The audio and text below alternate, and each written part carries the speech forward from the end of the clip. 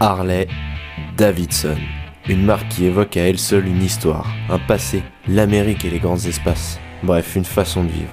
Ce mode de vie n'est généralement pas celui qui touche les moins de 40 ans, mais bien le fun, le plaisir et la sportivité. Alors voici l'interprétation de la jeunesse par Harley Davidson, la FXDR 114.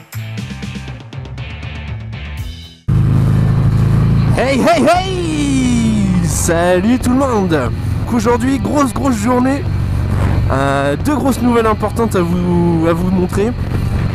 Alors ouais, je suis de bonne humeur parce qu'aujourd'hui il fait beau, on essaye une autre moto et que en plus de ça j'ai une surprise prochainement à vous dévoiler. Donc patience, ça va arriver. Le temps pour moi de fignoler certains détails. Mais bon, aujourd'hui ce qui nous intéresse, c'est l'essai de cette nouvelle moto. Je vous avais promis un petit style atypique pour ceux qui me suivent sur Instagram. Un style qu'on n'a pas l'habitude de voir dans la Miloche et Miloche Production. Et bien voilà, c'est chose faite. Aujourd'hui, on essaye une Harley Davidson. Alors c'est ma toute première. J'ai jamais essayé de Harley avant. Comment vous dire que les codes sont déboussolés. C'est comme les gamins qui regardent un petit peu les jouets à l'époque. C'est un peu pareil. C'est très spécial. Donc Harley, j'ai pas besoin de vous le présenter, c'est un petit peu les pionniers en matière de moto.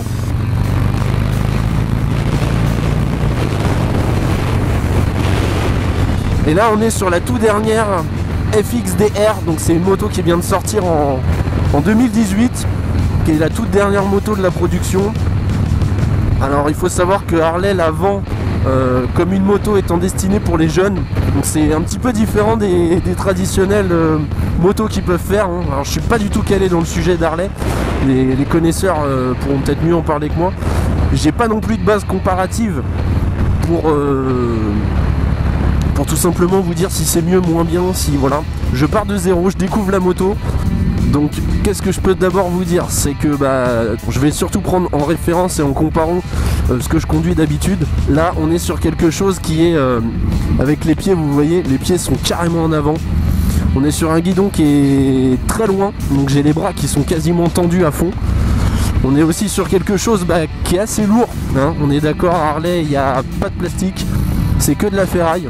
Un gros pneu à l'arrière, vous allez le voir après. Alors c'est très particulier à pencher, puisqu'en plus on penche avec les pieds en avant, donc ça fait vraiment bizarre.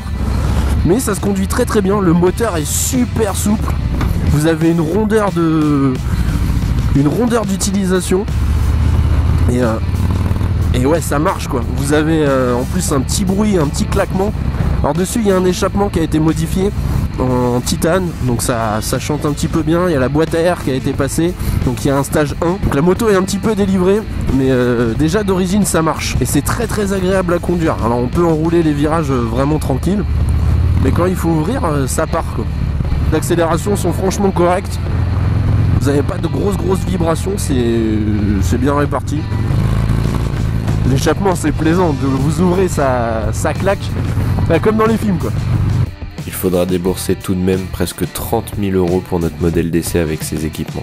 Alors il rehausse certes la qualité et le look de notre machine, mais c'est encore loin de tout l'arsenal qui est proposé au catalogue. Et oui, le rêve américain a un coût. Le petit point positif, les révisions restent dans un kilométrage et un prix habituel pour une moto, et de même que le pneu arrière qui est monté avec une grosse monte en 240 40R18, mais qui se trouvera facilement aux alentours des 170 €.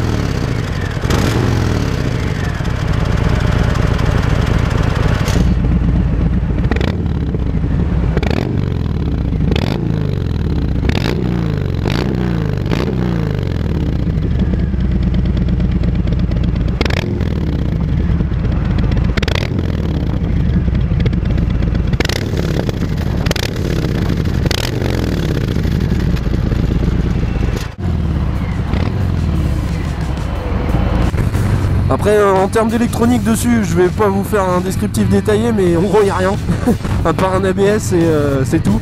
Vous avez ce petit compteur minimaliste qui vous donne votre heure, votre vitesse, une jauge à carburant, un indicateur de rapport engagé et basta. Voilà, vous avez un trip et c'est tout. Il n'y a rien d'autre. C'est vraiment réduit au strict minimum, mais c'est suffisant. Pour l'instant, le seul truc qui me gêne un petit peu, c'est ces rétros qui sont un petit peu bas.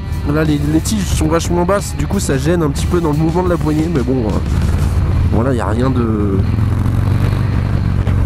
bien méchant, ça change. À savoir que chez Harley, bah, vous le savez, c'est les motos qui sont entièrement personnalisables.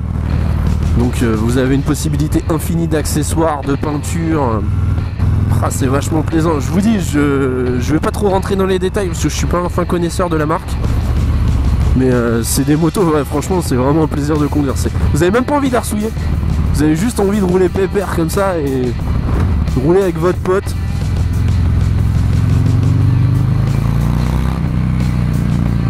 Ouais, ça coupe très tôt. Il nous a dit que le rupteur là-dessus était aux alentours de 5000 tours. Donc ça vous laisse vraiment peu d'allonge. Mais le moteur est gorgé de coupe. Vous voyez là, je suis en deuxième à 30 à l'heure et regardez, ça vibre pas, hein. Ça roule vraiment tranquille, hein. Moi je m'attendais à avoir un truc qui tourne comme dans un champ de patates, quoi. Donc de l'autre côté on a Mioche qui essaye lui un Fat Bob. Donc, ce qui est vraiment sympa c'est que lui du coup il a une valve à l'échappement. Après ça braque pas terrible, hein, voilà. C'est vraiment assez lourd, assez dur à manier. Les repose-pieds faut s'y faire, mais c'est vraiment sympa. Je pense que c'est un truc à essayer au moins une fois dans sa carrière. Le freinage de ce que j'ai pu tester, ça freine suffisamment fort, c'est tout doux. Voilà. La boîte est un petit peu sèche de ce que j'ai pu voir, donc il faut vraiment aller chercher avec le pied et bien l'engager. C'est une question d'habitude je pense aussi. Mais au moins on sait que les vitesses sont bien engagées, quoi. Vous voyez, je suis à 3 à 45 à l'heure. Pour un 1800 cm3, franchement ça bronche pas du tout. Alors, vous savez ce que j'ai envie de faire là, c'est de cruiser avec ça en t-shirt. Alors je sais c'est pas bien. T-shirt, la petite veste en cuir là, et d'aller avec les copains sur la route 66. Ah ouais, il y a vraiment un délire à se faire, quoi. Donc en tout cas on est unanime, hein, sur les critiques, on kiffe, voilà, on prend plaisir, c'est clairement la vocation de la moto et voilà, on prend plaisir. Donc le petit démarrage sans clé, voilà, ça enlève l'alarme et plus qu'à appuyer sur le démarreur et voilà, plus de clé, plus rien, c'est génial. J'ai vraiment du mal avec ces repose-pieds en avant. Hop, et on est reparti. Après c'est vrai que ça reste un petit peu particulier parce que bah forcément c'est des motos qui sont très lourdes, qui coûtent quand même assez cher, parce que je crois que pour une moto comme ça on est aux alentours des 23-24 000 euros. Je vous mettrai de toute façon tout ça en description. Et puis bah c'est des choses qui demandent beaucoup d'entretien parce que vous avez quand même, pas forcément sur celle-là, mais vous avez quand même des chromes. Vous avez quand même des parties qu'il faut quand même entretenir. Donc on ne peut pas se permettre de rouler tout le temps sous la pluie, je pense. Voilà, après ça n'empêche pas non plus de sortir par tout temps, mais ce que je veux dire c'est que forcément on a un petit peu plus de remords à sortir sous la pluie ou la neige avec ce genre de machine. Et puis bah l'utilisation est un petit peu plus restreinte. Alors je sais pas si c'est possible de faire du duo dans cette configuration, je ne pense pas, étant donné qu'il y a le capot de selle et j'ai pas vu de trace de repose-pied passager. Vous voyez en courbe, ouais ça fait un petit peu bizarre le gros pneu en 240 derrière, mais au final ça se laisse quand même emmener. Bon, la route est un petit peu défoncée et puis j'ai pas l'habitude, mais c'est assez sympa. Ah, et puis cette petite accélération là, ça a franchement du coffre, hein. Et puis le temps que là on était en tournage, je peux vous dire que ça attire les regards.